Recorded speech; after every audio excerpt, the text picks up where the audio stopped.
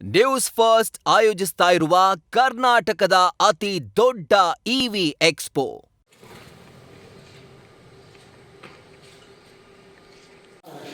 ಒಂದು ಎರಡು ಮೂರು ನಾಲ್ಕು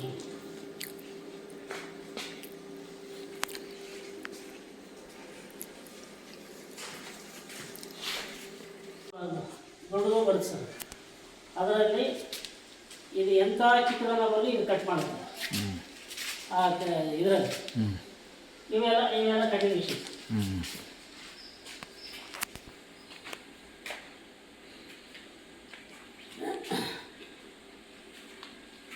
ಬನ್ನಿ, ಇಲ್ಲಿರೋದು ಇಂಪಾರ್ಟೆಂಟ್. ಒಂದು ಕಡೆಗೆ ಬೀಜ, ಒಂದು ಕಡೆಗೆ ಇವನು ಸರ್ ಸಿಪ್ಪೆ ಬೀಜ ಅದು ಬೇರೆ ಬೇರೆ ಮಾಡೋದು. ಇನ್ನು ಉಳ್ಕೊಳ್ಳೋದು ಇದರಲ್ಲಿ ಒಂದು ಸರಿ ಕ್ಲೀನ್ ಆಗುತ್ತೆ. ಆ ಸಿಪ್ಪೆಲ್ಲ ಈ ಕಡೆ ಕೆಳಗೆ ಬಂದು ಸಿಪ್ಪೆಲ್ಲ ಕೆಳಗೆ ಬಂದು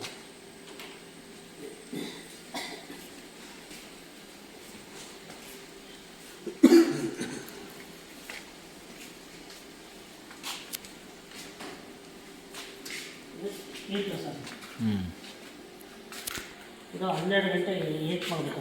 ಬೀಜ ಅದು ಅದರಿಂದ ತೆಗೆದ ಮೇಲೆ 12 ಗಂಟೆ ಹೀಟ್ ಆದಮೇಲೆ ತೆಗಿಯೋದು.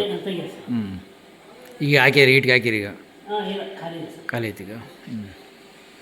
ಅಲ್ಲಿ ತಿರ್ಗಿ ಆಮೇಲೆ ಕೂಲಿಗೆ ಇಟ್ಕೊಡ್ತು. ಸುಮಾರು 6 ರಿಂದ 8 ಗಂಟೆವರೆಗೂ ಕೂಲು. ಈಗ ಐತೆ ಒಳಗೆ? ಇಲ್ಲ ಸರ್, ಅದೆಲ್ಲ ಇದಾವೆ, ಖಾಲಿ ಅದು.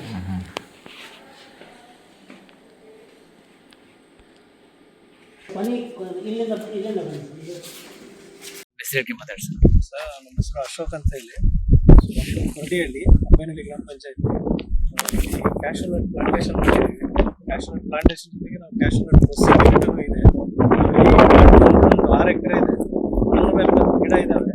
ಈ 480 ಗಿಡ ಈಗ 18 ತಿಂಗಳಾಗಿದೆ. ಆಲ್ಮೋಸ್ಟ್ 15 ರಿಂದ 18 ತಿಂಗಳಾಗಿದೆ. ಎಲ್ಲ ಫ್ಲವರಿಂಗ್ ಸ್ಟಾರ್ಟ್ ಆಗಿದೆ. ಇದ್ರ ಬಗ್ಗೆ ಎಷ್ಟು ಆದಾಯ ಏನು ಮಾಡಿದ್ದೀರಾ? ಡಿಸ್ಟೆನ್ಸ್ ಬಂದು ಈಚ್ ಗಿಡದಿಂದ ಗಿಡಕ್ಕೆ ಅಥವಾ ಸಾಲಿಂದ ಸಾಲಿಗೆ 25 ಅಡಿ ಇದೆ. ಒಂದು ಎಕರೆಗೆ ನಿಮಗೆ ನಾನು ಮಿನಿಮಮ್ ಅಂದ್ರೆ 80-85 ಗಿಡವರೆಗೂ ಅಂದಾಜಾಗಿ ಗಿಡ ಬರುತ್ತೆ ನಿಮಗೆ.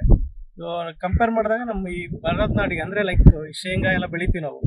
ಈ ಕೆಂಪು ಸಾಯಿಲ್ ಇದೆಯಲ್ಲ, ಇದಕ್ಕೆ ತುಂಬಾ ಕಾಂಪ್ಯಾಕ್ಟ್ ಆಗಿರುತ್ತೆ, ಚೆನ್ನಾಗಿ ನಮಗೆ ಹೀಲ್ ಬರುತ್ತೆ. ಈ ಶೇಂಗಾ ಎಲ್ಲ ಬೆಳೆಯೋದಕ್ಕಿಂತ ಇದು ಕಂಪ್ಯಾರಿಟಿವ್ಲಿ ಬೆಟರ್. ಸ್ವಲ್ಪ ಕಡಿಮೆ ನೀರು ಕೇಳುತ್ತೆ. ನೀರು ಎಷ್ಟು ಅಂದರೆ ಗಿಡ ಸಸ್ಟೈನ್ ಆಗೋವರೆಗೂ ನೀರು ಕೊಡಬೇಕು. ಸಸ್ಟೈನ್ ಆಯಿತು ಅಂದರೆ ನೀವು ನೀರು ಎಷ್ಟು ಕೊಡ್ತೀರೋ ಅಷ್ಟು ಇಳುವರಿ ಸಿಗುತ್ತೆ.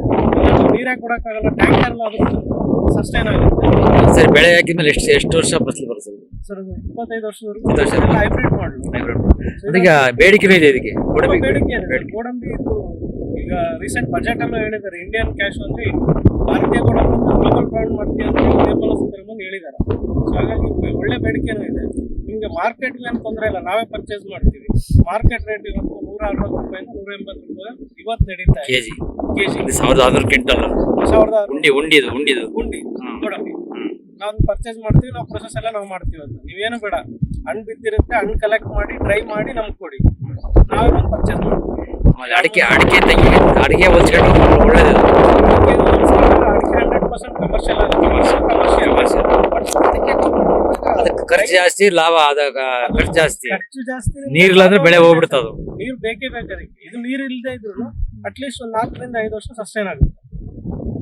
ಸರ್, ನೀವು ಇಂಜಿನಿಯರಿಂಗ್, ಎಲೆಕ್ಟ್ರಿಕಲ್ ಇಂಜಿನಿಯರಿಂಗ್ ಪ್ರತಿಭೆದಾರ. ನೀವು ಇವತ್ತು ಉದ್ಯೋಗ ಬಿಟ್ಟು ಈ ಕೃಷಿಗೆ ಬಂದ ಪ್ರೇರಣೆ ಅಂತ ಸರ್? ನಾವು ಎಷ್ಟೇ ದಿನ ಕೆಲಸ ಮಾಡಿದ್ರು ಅಲ್ಲೇ ಇರಬೇಕು. ಸೊ ರಿಟರ್ನ್ ಒಂದೇ ಬರಬೇಕು ಸರ್.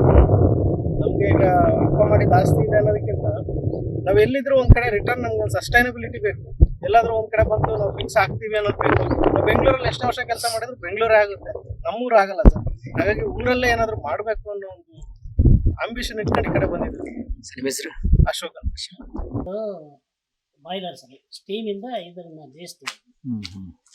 ಬೇಯಿಸಿ ಆದ ನಂತರ ಆ ಕಡೆ ಅದು ಗ್ರೇಡ್ ಮಾಡುತ್ತೆ.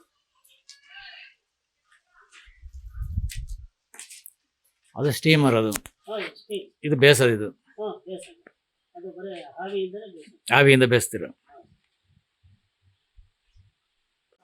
ಇಂಥದ್ದೇ ಇದೇ ಥರ ಹಿಂಗೆ ಬರ್ಬೇಕು ಅಂತೇಳಿ ಗ್ರೇಡ್ ಮಾಡುತ್ತಾರೆ.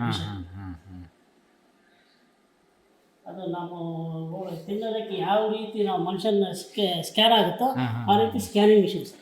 ಆಗಿರೋ ಸ್ಕ್ಯಾನಿಂಗ್ ಆಗಿರೋ ಬೀಜ ಹಾಂ ಸರ್, ಆ ರೀತಿ